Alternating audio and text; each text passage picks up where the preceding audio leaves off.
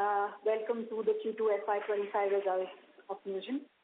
Before we move on to the discussion, let me highlight that this call may contain certain forward-looking statements concerning Newgen's future business prospects and profitability, which are subject to a number of risks and uncertainties, and the actual results could materially vary from the forward-looking statements. Past performance may not be indicative of future performance. The company does not undertake to make any announcement in case any of these forward-looking statements become materially incorrect, or update any forward-looking statement made from time to time by or on behalf of the company. For any further details, you may please refer to the Investor Relations section of our website. I would now hand over to Mr. Varadarajan for presentation of results, which will be followed by a Q&A. Thank you. Good afternoon, everyone, and thank you for joining us for review of our Q2 FY25 performance.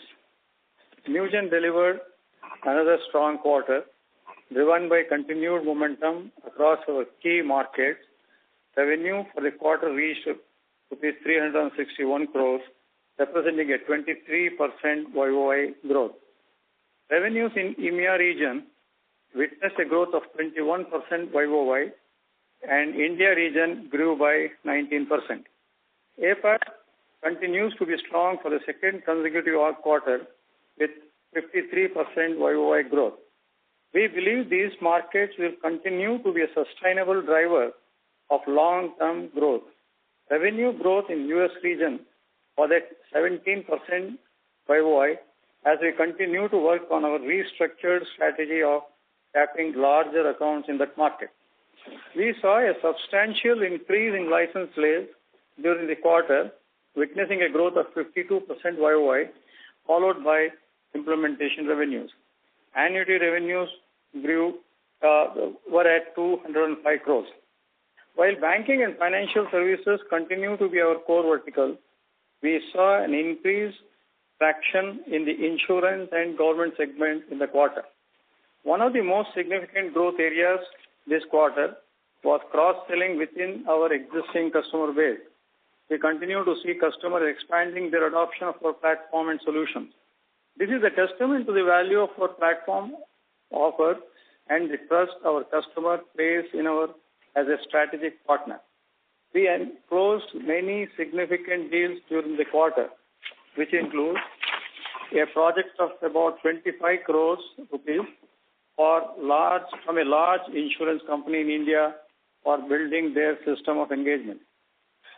Providing enterprise content management solution to one of the top financial institutions in US with an aggregate order of value of about $1.5 million.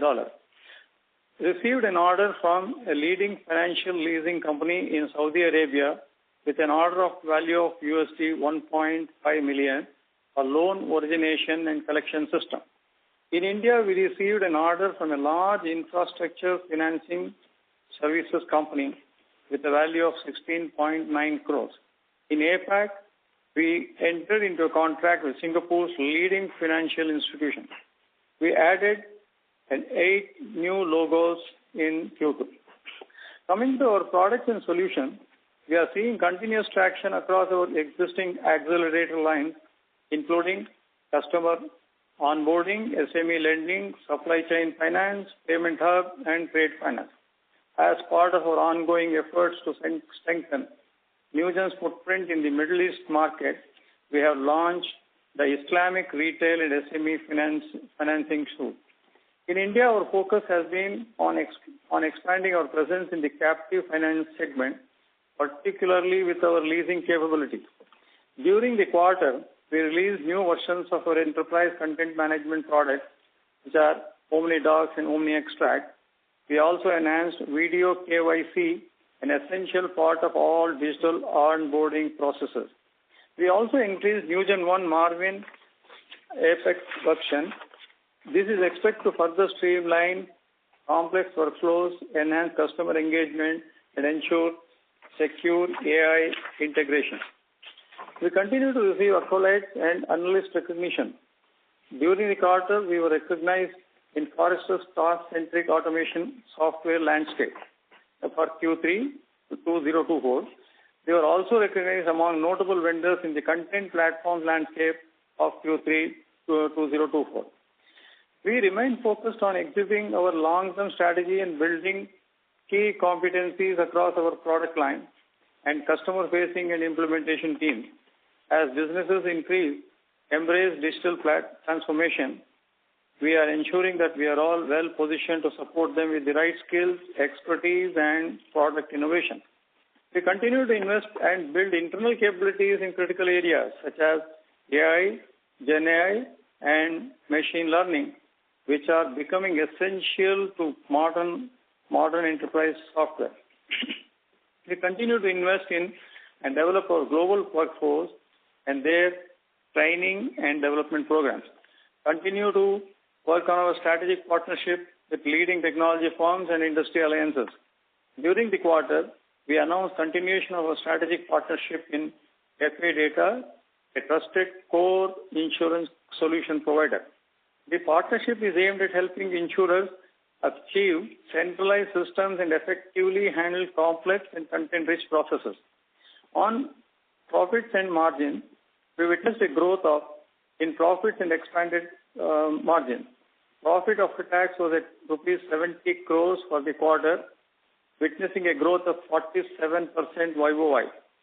Our increased investment in competency development is reflected in our R&D and sales and marketing expenses. R&D expenses were at 9% of revenues for the quarter, and sales and marketing expenses were 22%. On the balance sheet front, our net trade receivables were at 442 crores as of 30th September 2024, which resulted in net DSO of 117 days. For the 6-month period, our revenues were at 676 crores, witnessing a growth of 24%. Profit after tax was at rupees 118 crores, witnessing a growth of 51%. As we look ahead, we remain focused on driving innovation, expanding cross-selling opportunities, adding new logos, and continuing to grow profitably. Thank you very much. We are now open for Q&A. Thank you. We will now begin the question and answer session. Anyone who wishes to ask a question may press star and 1 on their touchtone telephone. If you wish to remove yourself from the question queue, you may press star and 2. Participants are requested to use handsets while asking a question. Ladies and gentlemen, we will wait for a moment while the question queue assembles.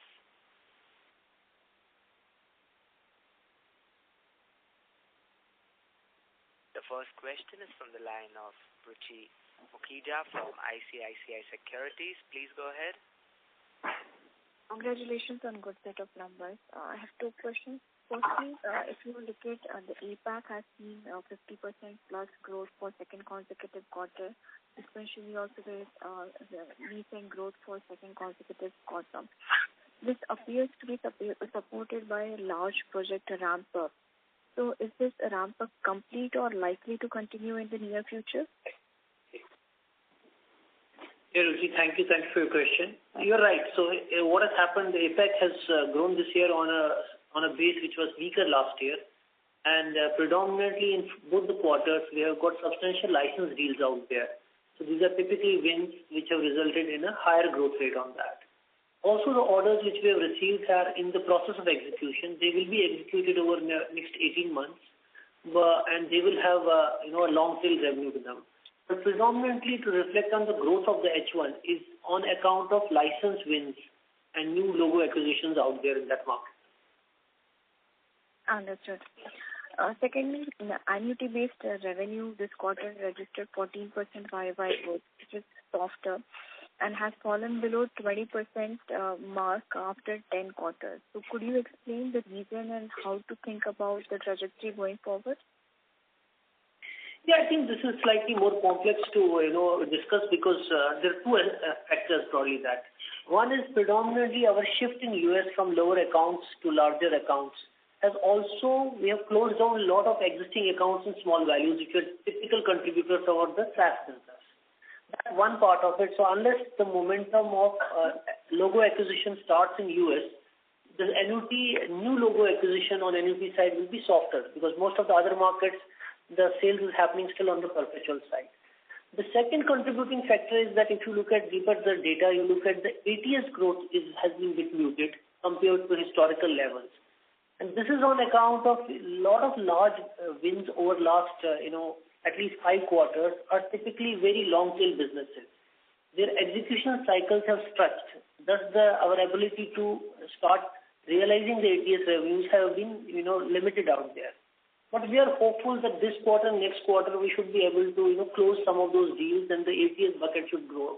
So as Newgen has pivoted to larger deal sizes, they have correspondingly reflected in larger execution cycles and thus slightly delayed our realization of our subscription revenues. So 2 factors, mature market sales, especially in US on licenses, which is slightly less than our, the run rate of our business, and longer business and execution cycles which have muted down ATS. We think it's a transient affair. It may last for 1 or 2 or 3 quarters, but I think the nature of the business is it keeps on compounding annuity, irrespective of what we do. So I think as a matter, we may be able to recover it in 1 or 2 quarters and come back to a healthier growth rate of annuity. Got it. Thank you and all the best. Thank you. Thank you. The next question is from the line of Aditi Patil from ICICI Securities. Please go ahead. Thank you for the opportunity. So I have a question on order book. How is the order book grown in FY2025, and can you give some color on deal pipeline? Yes, so Aditi, thank you for your question. So order book generally, if I remember the numbers right, has grown by roughly around 20-22% for H1 for this part of the year, which is, and also you should understand this is not the pending order book. Some part of it will be executed and some would be also pending to be execution. But if you look at just linear order book growth, that has been roughly around 22% for H1. On the pipeline side, I think broadly, as you see the business, we have the traditional markets, they continue to grow. The deal sizes keep on going bigger, as well as our financial services base is becoming slightly wider with the offerings like trade or service request management. They're making the offerings wider. But what is more interesting and what we are excited about is slightly diversified, getting more business in insurance and government. We have invested some amount of energy in last 2 quarters in building capabilities in that, ramping up sales teams. And we think the insurance and government also in subsequent quarters should start contributing in a meaningful way to the business. So we are very excited about the whole funnel and especially about the new initiatives we are launching in that. Okay. Sir, this insurance vertical growth, are you really seeing that across your traditional and developed markets? And have you launched any new products in pipeline with respect to insurance? Absolutely. So when we take a vertical, we have completely looked at the potential of that vertical across all markets. And I think we are investing in building solutions and what we call accelerator products in all markets in terms of looking at integrations in local ecosystems, looking at integration with third-party systems or core insurance providers. So we have really built product lines which are more fitted for each individual market separately, because what happens in enterprise product, a lot of integration ecosystem changes from market to market, and also the digital stacks change from market to market. So we have invested, and the work is still going on. It's not that we have completed all the product lines, but we are ready to go to the market with them. Now, in most of these use cases, we are opening up pipelines in APAC. We have started building pipeline in India. US is showing some early signs of good, healthy pipeline, though we have not closed a new insurance deal out there so far, but we do expect in next 2 quarters we should be able to have some good wins out there. So it's broad-based, and we are building it as one more, exactly like banking, we want to build over in multiple years a larger vertical for us. Okay, got it. And can you talk about your progress on winning large clients in US and how many new logo additions have been in US in this quarter? Yeah, so on the USA, I would broadly summarize it in work in progress. And though we have, as I told you, on the large client side, we have already got deals. So the ability to get these customers and as well as our products being helpful to those customers has been established. but the deal velocity in US is slightly muted. It's a bit slow. We are still hoping that both the insurance and banking as well as health initiatives in US start firing in Q2, so second half of this year, and we are able to get some more deals. But right now, I would classify it in work in progress rather than. So right now, the business is still relying heavily on our emerging markets, and we're hoping that our investments in mature markets start showing results in next 2 quarters. Okay. And so we have seen strong traction in banking in India and EMEA. But this quarter, the banking revenue, if you see YOY growth, is slightly lower than the company average growth.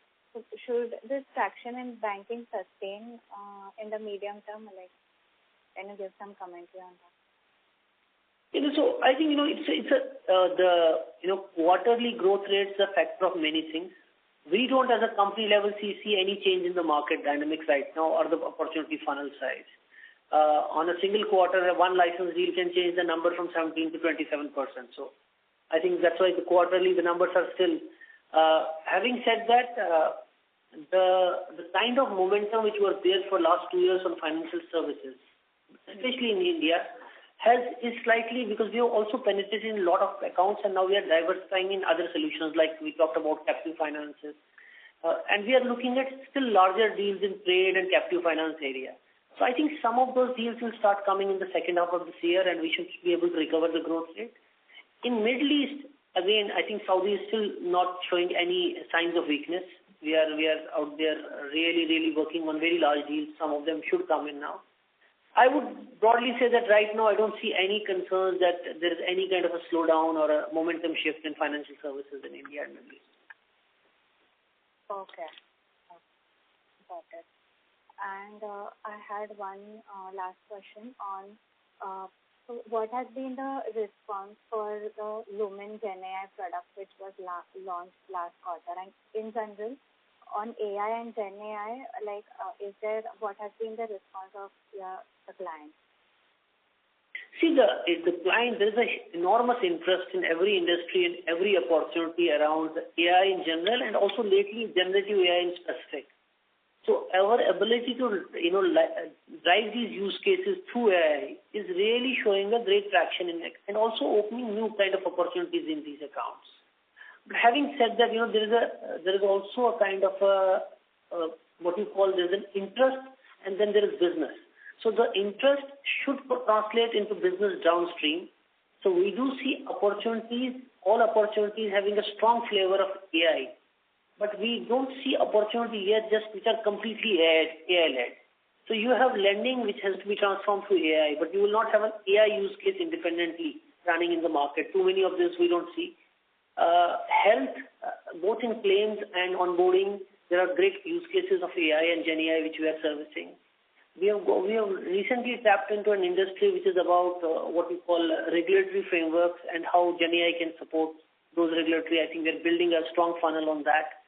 So it's a work in progress, I would say, but without AI today or GenAI being in the first 2 slides of any corporate presentation on any account, I don't think we'll do a great job. The customer is demanding that to be at central to all the use cases he's implementing.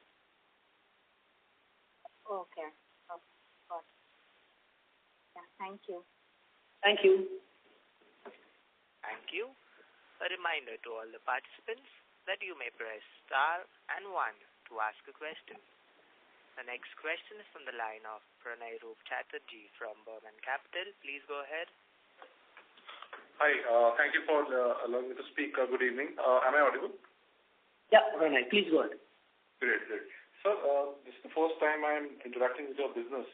So if you could just help me, and my first question is basically trying to understand your business. I've gone through all the public filings. But if you could just in simple words, so for someone who doesn't belong to the sector, help me understand what is the type of client you're trying to serve and what is the exact problem you're serving for them, right? And I've seen your R&D is also high and you have various patents. So what is the IP that differentiates the business? If you could just help me understand in simple words. Yeah, Pranay, I'll try it because it's a long story, but I'll try to. So Pranay, predominantly we are a software product company. That's why you see a huge investment in R&D as well as patents. That's a part of. So all our sales across whatever vertical or whatever solution we are talking is led by sale of our software licenses, and then which eventually ends up followed up with other revenue streams like what we call services, implementation, support, or any other thing out there. So predominantly a license-based business. The end customers which we are targeting are generally enterprises, the larger enterprises. So our sales model is B2B. It's typically an enterprise sales model. And the kind of problems which we solve for these enterprises are in financial services is the larger part, almost 70% of our business comes. So we end up solving problems about customer servicing, things like how a loan is processed, how a loan is approved, how an account is opened. So we sit between their core infrastructure, their systems, and their users, whether they're internal, external, and orchestrate their journeys. So predominantly, a bank would look for us to orchestrate and modernize their digital journeys, for whether in any process, whether in customer service or customer origination or any more complex processes like trade. That's our business. The same product is sold to all customers and all use cases predominantly with frameworks of implementing the customer's use case over that. So I have the same product being sold to insurance, bank, government, health, or any other segment. So that I will stop here because explaining the business beyond that will take much more larger time. Got it, sir. That does justice. So then continuing from that, would you say you are in a space which is highly competitive and you have to, fight for a contract with multiple clients, or is this a space where you are relying on specific solutions that you are developing for specific clients, and hence the focus is essentially just on business development, that is signing new clients, and then you build specific solutions? Like, how is this market that you're operating look like? So any product, so basically the product space we operate is called broadly enterprise content management, business process management. This is a contested space. It's a product space, so platform products are generally companies who have been there for 15, 20 years, they operate. In every such area, we have 4 or 5 global players who compete with us. And then depending on what markets and what use cases you are strong with, you end up having more stronger muscle to sell in out there. So it is typically, for our perspective, it's a sales and marketing led initiatives to go and sell with R&D based core product as a differentiator of how you solve your problems to that. So it's a highly competitive space, and you differentiate by your ability of your product and your ability of your team to service the use case. Perfect, sir. So my last question is, what does a typical contract that you sign entail, right? So let's take a larger segment, which is your BFSI space, and a typical contract, which is like something that you do more often than not. How large a contract are we talking about that you usually target in terms of range? What is the contract life, and what is the recurring portion in that contract? Like, which streams are recurring, and do you see over time, or do you focus on increasing the recurring portion, in your revenues? Is that even possible? So, Pranay, basically what our deals generally on an average, when we enter an account, vary between somewhere around $700K to $2 million. On an average, there are larger deals and then there are smaller, but this is an average framework. All deals initially are roughly around 60% license fee and some 40% which is called implementation charges, which is to configure the system for the user. Beyond that, there is a 20% annuity which customer pays on this fee to maintain and support, have right to upgrade. Thus, the nature of the business is every time you end up selling, you end up creating some compounding effect. As long as the percentage share of your license to your revenue stays in the healthy, ratio that every deal you are making 50-60% license share, your annuity keeps on growing at a better rate than your growth rate. But if your service revenues become larger, then the annuity does compound, but does not compound at the same rate. So the nature of any software license or a subscription business is that annuity compounding does happen. Does that answer your question? Yes, so that answers my question very well. Thanks a lot for being patient and great set of numbers. All the best. Thank you. Thank you, brother. Thank you. The next question is from the line of Mihir Manohar from Carnelian Asset Management. Please go ahead. Hi, thanks for giving the opportunity and congratulations on a good set of numbers. Sir, largely wanted to understand the Newgen Lemon side. If you could throw some color as to which area is this particular offering exactly trying to solve. Is it trade finance? Is it working capital? If you can just throw some color around what is the use case and application over here, that will be helpful. And second question was on the restructured strategy. You mentioned that the restructured strategy of tapping larger accounts is playing out well. So if you can throw some color around the internal KPIs that we are tracking to get more confidence on this thing. Yeah, thanks for asking that. So first on the Lumen, so predominantly I can tell you what the product does and where we target it. Predominantly what Lumen is a product which lets use the traditional machine learnings but exposes it through a generative UI interface so that you could almost do what we call brainstorming, or you could do a very interactive discussion with the end business systems you have. So where we position it, we are right now positioning it wherever the customers find opportunities to either segment their information for cross-sell and upsell. So discovering which are the right opportunities for cross-sell. So we have a variant of Lumen which we call Harper, which is used in retail. Lumen we are targeting predominantly financial services for cross-selling and upselling.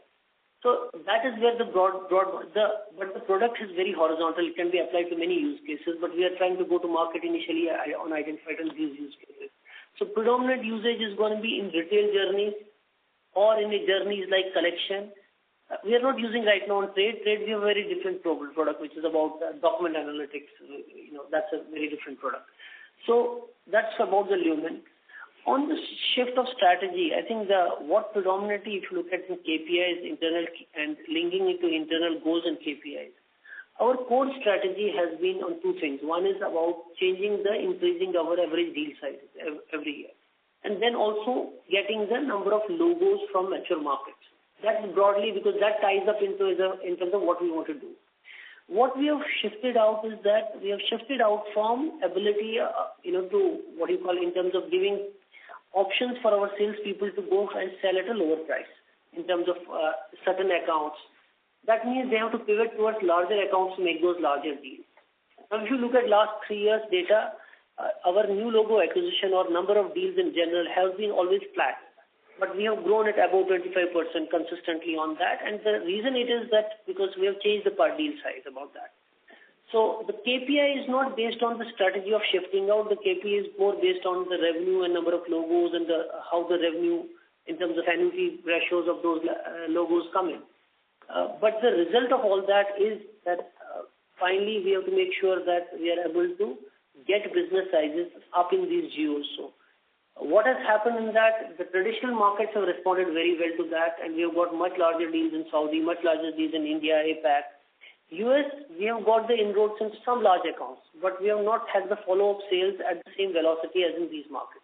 So that's why you see the market lagging at between 16, 17, 18% of growth. So it has not matched the growth rate of that. Having said that, we are hopeful that in next 2 quarters, we should, with both insurance, health, and banking, kicking in slightly, we should be able to get some more new logos and build the momentum. Sure. Yeah, that's it from my side. Thank you. Thank you, ma'am. Thank you. The next question is from the line of Mohit from Oculus Capital. Please go ahead. Yeah, hi. Sir, I wanted to ask that in your opening sentence, you said that you guys are seeing good traction from the government and the insurance sector. And after that, you said that you have cracked some large deal worth 25 crore from insurance company. So, firstly, are you in talks with some other insurance company? And as you said, you are seeing a good traction from insurance sector. So, does this 25 crore order categorize the large portion of that inquiry which you are seeing, or you are seeing from other players also? So thanks, Mohit. So Mohit, when I say that we are looking at government and insurance sector, we are looking at building. If you look at today, the revenue share of government and insurance in the company is less than 20% of the overall business.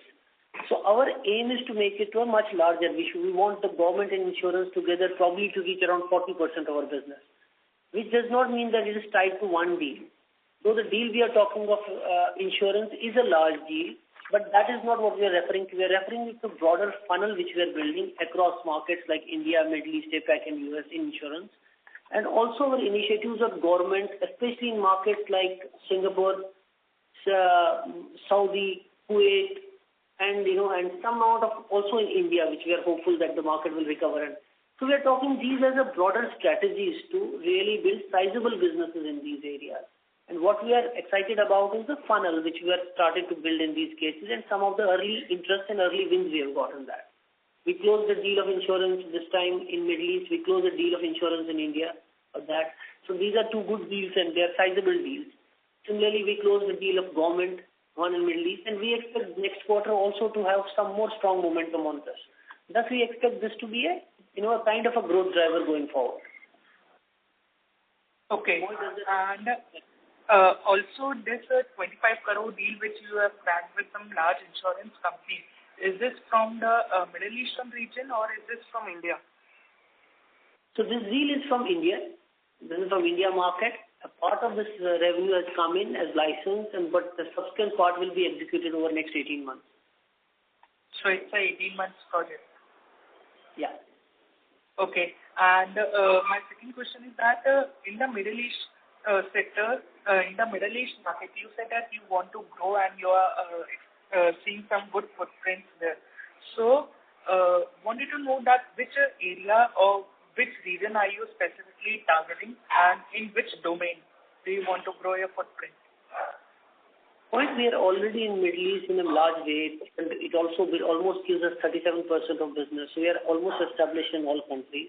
So there is no new region. It is the same region. So, but the predominant business which we do is from countries like UAE, Saudi, then some amount of business from Oman, and then later we're also looking at Qatar and Kuwait as the market. Beyond that, also Africa countries like Nigeria, Ghana, they have been strong countries for us. And Kenya, we have got at least 6 of the top 10 banks. So we are looking at exactly the same market, but we are also looking at more use cases in this banking as well as getting more revenue in insurance and other segments. Okay. Thank you so much, sir. And all the best. Thank you. A reminder to all the participants that you may press star and 1 to ask a question. The next question is from the line of Mohit Motwani from Tara Capital. Please go ahead. Hi, thank you for the opportunity. I'm fairly new to the business. I have 2 questions from my end. One is on your US mature market. On the mature market side, you said the US is relatively showing some weakness. So just wanted to understand if this weakness is being experienced on the industry wide across all other of your peers as well, or is it because of the tough macros? And that is the first question. And on secondly, some of the IT service companies have spoken about some green shoots and recovery around the BFSI space. Now, is it that the spending on software products, comes on the lower pecking order for these banking companies in these US markets, or how does it work there? If you can, shed some color around these. Thank you. So, Mohit, thank you. So, first of all, Mohit, our peers operate slightly in a wider and a very different business, and we are still in a product business focused on typically transformative products. We are typically, while our peers look at the larger business and their business is more mapped directly to the industry. Having said that, there are 2 things. One, as we have pivoted to larger accounts, then our peer accounts and our accounts tend to be same, so their behavior tends to be same. So, they have the same problems. If they're not spending, then they're not spending also on new initiatives. So I hope that there is a correlation on that. But today also at the size we are and the kind of challenges we take for ourselves in terms of growth rate, we still think that we are decoupled from a larger problem in an industry. We need to first make sure that we establish ourselves, get our first 5-10 large banks in, and then replicate from that. And then we can look at, once the accounts are very large, then we can look at whether we are connected. So I'm not the right person to answer that because we don't operate in the industry of our peers. We are still a very niche product company solving problems, very specific problems to our customers on that. So green shoots of BFSI, again, I have the same opinion. We have been always, the customer's interest in the products kind of which we propose has been always there. What we have found challenges in our ability to close in terms of the conclusion of those deals happening. That's taken very large time. So I'm sure if the market and the economy overall recovers, if some amount of decision cycles become fast, then we should be able to see better results. But beyond that, I really don't have that much of insight into what's happening broadly in the market. Sure. Thank you. And one more last question. So today, your revenues are largely, linked to banking side of things. Do you expect that this mix will change in the coming years and your insurance and other verticals will gain up in proportion to the overall revenues in the coming years? Yeah, we hope. See, we have drawn an integrated plan to, kind of build the insurance and government business to a larger number. But having said that, we still think that banking will keep on being the largest segment. Whether it's 75% or become 60% of the market, that will depend on how fast we can scale the other businesses along with that. But the idea is exactly to at least have a substantial dollar value coming from insurance as well as government. Sure. Thank you for answering my questions. Thank you. Thank you. The next question is from the line of Rahul Jain from Dolat Capital. Please go ahead. Hi. Thanks for the opportunity. Just trying to understand that what are the initiatives we are taking to ensure that our pipeline continue to enhance, given that we grow by 25% ballpark, and the size of it also in terms of scaling up the deal sizes. What are the initiatives we are taking, because as we become a slightly larger organization than what we were a couple of years ago, we need to increase the size of the deal to ensure that with a similar win rates, we end up growing much larger entity. So any initiatives on these fronts that you could talk about? Rahul, thanks for your question. So predominantly, what it is, for us, the way it has worked in the past is exactly what we are doing in the future. As we are deeper into the verticals, we end up creating more and new solutions and making our offerings very wider, especially if you look at banking or insurance. We have more products to offer. So one amount of our deals, lately the products which we have created, whether it's captive finance, digital lending platforms, trade finance, these itself tend to be larger deal sizes. And then we have opportunity to not only go and upsell it in our accounts, but also go and sell the same things into new logos. So one way of increasing our funnel or deal size, or what you call the overall coverage, is to create more offerings in the same verticals. The second thing, which is predominantly driven by investment in sales and marketing, which is a substantial investment, is to go wider in the market. And so, because still globally there are more than 50,000 banks, we are hardly in any number. So there's a huge market to be captured. So we do both from geo expansion, we look at better penetration. In that cases, we are doubling down on initiatives which are really helpful to do lead generation in that. The two larger things which give returns on every company today is digital. So our digital budgets keep on growing, our digital plans in terms of enhancing how can we get more of inbound through digital channels. And second is typically being in front of the customer. That is our ability to be in analyst quadrants, all the events, industry coverages. That is what we are doubling on. We are increasing our budgets in marketing, our go-to-market activities, so that we are having the larger funnel. So one is the broader coverage of the market itself, and second is typically deeper penetration into each of those accounts by having more solution offerings. These things have really worked for us over the last 5-7 years, and that's what we keep on doing. So, one interesting point that you mentioned is that, mining the same account by scaling up more offerings within the same customer base.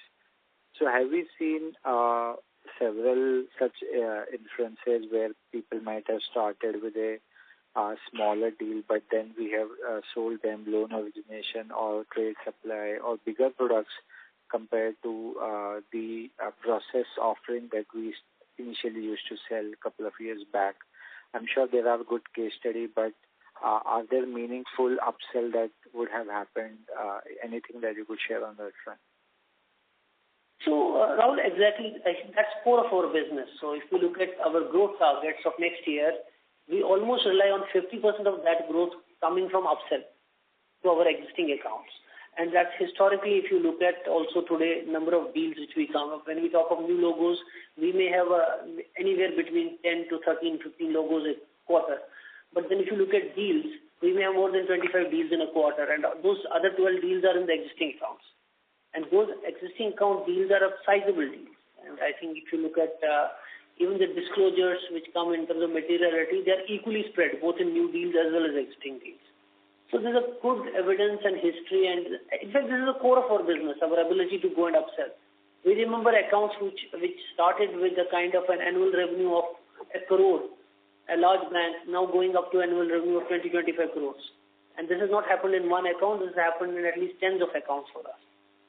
Yeah, Jeet, I completely understand what you said, and we appreciate that. What I was specifically referring to, some of your larger offerings that have become more recent, for example, like trade supply or loan origination, bigger, I mean to say cases where the deals were much bigger relative to your historical benchmarks. So I think 80% of the large deals, both for trade or digital lending, have come to existing accounts, and 20% have come to new loans. Right, and there are more win rates even after going live, because that is what would be the key matrix. Whether are they moving from one module to more, something like that. Exactly. So I think that's so because if they become stale, they are not going to buy the next product from us. So every 2 to 3 years, you have another very large deal happening. But even between that 2 to 3 years, there are other components being sold, whether they are horizontal product components or other smaller solution components. Appreciate it. Thanks. That's it from my side. Thank you. A reminder to all the participants that you may press star and 1 to ask a question. The next question is from the line of Dikshant from DB Wealth. Please go ahead. Hi, congratulations on great numbers, sir. So my first question is basically, since we are so much catered to the banking side of the business and we have helped them grow in a lot of ways, that's why they keep giving us good, bigger deals. Can you just highlight one or two particular products that help our clients grow? That's why they are coming back to us. The idea of asking this question is for we can understand that what makes them keep coming back to us and growing this, so that we can, make this cycle bigger and bigger as the time goes by. Okay. So, so just a way to explain is to understand what we sell. Predominantly, what we sell to the enterprise is a system which is called, our product is called Newgen One or IBPS and OmniDoc. This sits between core banking, their all other systems, and all other peoples and interfaces. So what happens is any digital transformation project which they take, that is broadly implemented on this platform for most of the use cases. So once you implement the use case, the way that they are buying this is they are buying this platform to make sure that they don't have too many softwares and too many vendors. So if you are able to make a successful case, it becomes natural to go and implement another case on the same platform.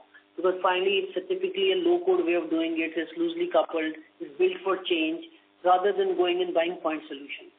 So our story and journey for all these 15 years has been that once you've implemented a product which the bank users or insurance users are using, whenever there's a next opportunity to transform the journey or transform the journey in another area of business, they end up leveraging the same platform. So we end up getting an ability to go and upsell more licenses because of usage, as well as the customer ends up using the same infrastructure and leverage the same knowledge base which is around the system for other processes. So the examples would be, if you look at 10 years back, we were selling some things like around systems of centralization, or what we call a BPM or a workflow systems. From that, we pivoted to a lot of systems where we sold about what we call digital onboarding. These days, it's our end-to-end digital retail or trade or service request management or collection systems. So these are examples. Most of our marquee clients, you will at least have 3 or 4 of such solutions rather than one. So if I'm understanding this right, is this basically we are selling them a better efficiency for their team rather than helping them gain their sales directly. So it's indirectly because their efficiency is growing, their team is able to make more sales by increased efficiency. Is that the idea?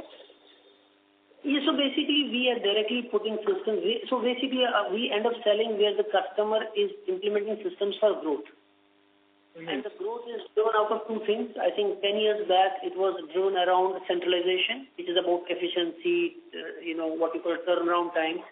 Nowadays it is about build around engagement, straight through, low touch, no touch. So can you reach customer? Can you solve a loan in half a day? Can you open account immediately? So again, you need an orchestration. So to open an account instantly, you need to reach the customer, you need to orchestrate the journey, you need to integrate with all the digital stacks, you need to implement complex workflows and complex rule engines through a single platform. So this is exactly what we do.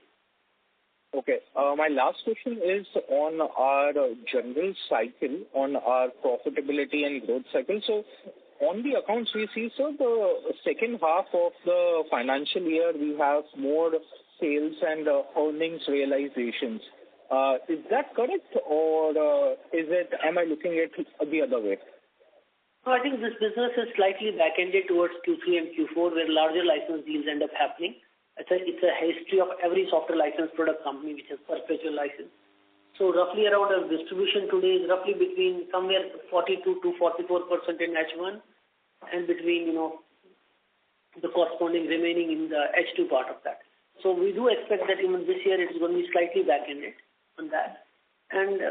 But as the company becomes bigger, I think this whole skew is slightly shifting and reducing slowly. Got it. Can I ask a follow-up question, please? Please go ahead. So the growth that we are expecting and that we are so much focusing on, you said that the new labels that we don't focus on new labels rather than we focus on, making our existing business grow.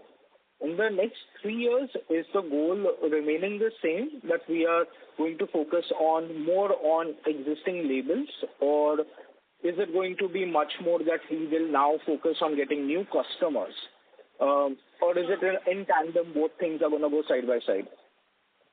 Yeah, Rishit, I think probably you got me wrong on that. I think what I said, the potential is large in existing accounts and we have an ability to grow. But our predominant effort in sales and marketing is for new logo acquisition. I think we measure our success by our ability to win new logos. And because that is where because once you win a logo, all other stories unfold. You are able to sell, you are able to upsell, cross-sell. But if you don't end up selling to new logos, you will not be able to grow beyond a particular point. You can grow for short term. So our whole focus is predominantly, you can say 70% is on new logo acquisition and 30% is on mining. Beautiful. Thank you so much, sir. Thank you so much. Best of luck to the team. Thank you. Thank you. The next question is from the line of Chirag Kachariya from Ashika Institutional Equities. Please go ahead. Congratulations on a good set of numbers. I have a couple of questions. So, exactly guiding that we have an intention to reach around $500 million kind of revenue in next couple of years. Is that still intact? And by what year we aspire to be there on the milestone which we spoken earlier? And second, the number of logo addition which we are providing every quarter in the presentation, how many of them are active and giving business on regular basis?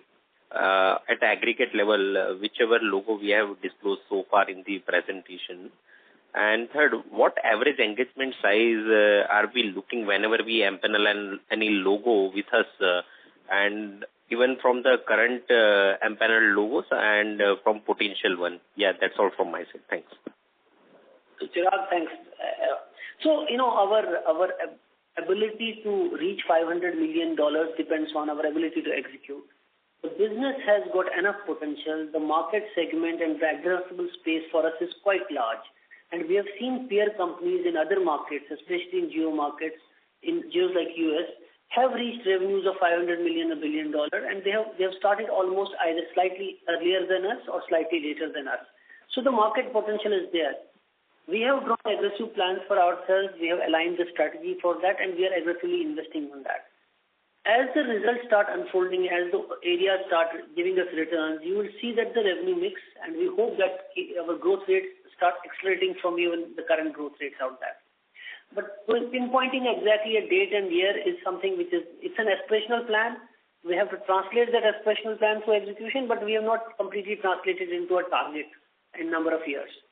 So I think you will, if you track the story, I'm sure that in next 3-4 years you will see that we are not very far from there. On the logo retention, the number of new logos is when, or whatever number of logos are the logos which are giving us business. That's how we count it. And we don't count anything else who does not give us business. Our retention rates are pretty high for all businesses which are sizable size. So anybody who's giving us a recurring business of 50 lakh, we almost will have 95 to 98% retention.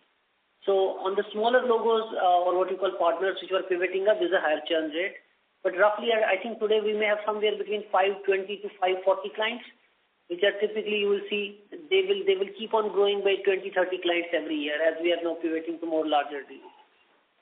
Our engagement size, our preference of engagement size is broadly to understand that we generate at least an annuity of 100K to 200K. So that means any deal between 500 to 700K to start with, going up to 2 million is the sweet spot where we do business today.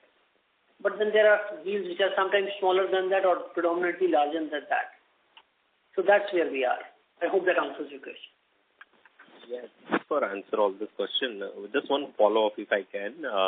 So going forward, at the healthcare practice, what percentage are we looking to, have in overall pie? Is it similar to the portion that we have at BFSI right now, or the second order will remain on healthcare side rather than the BFSI one?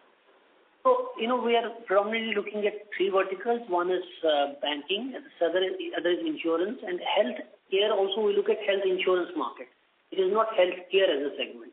So when we say healthcare, it's about payers, and predominantly in US, this market is more active out there.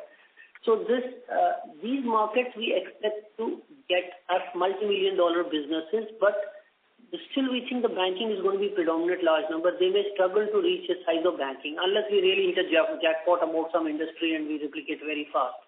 But I hope that insurance and including insurance, health and government should be sizable and material businesses for us. And we do expect in next 3 to 4 years they come very close to banking. Maybe they become both together become equal to the size of banking. Okay. Thank you so much. All the very best. Thank you very much. Thank you. Ladies and gentlemen, that was the last question for today. We have reached the end of our question and answer session. I would now like to hand the conference over to Ms. Dipti Mehra-Chugh, Head Investor Relations, for closing comments.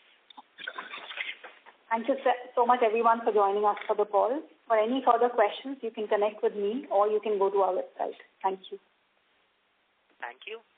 On behalf of ICICI Securities, that concludes this conference. Thank you for joining us. You may now disconnect your lines.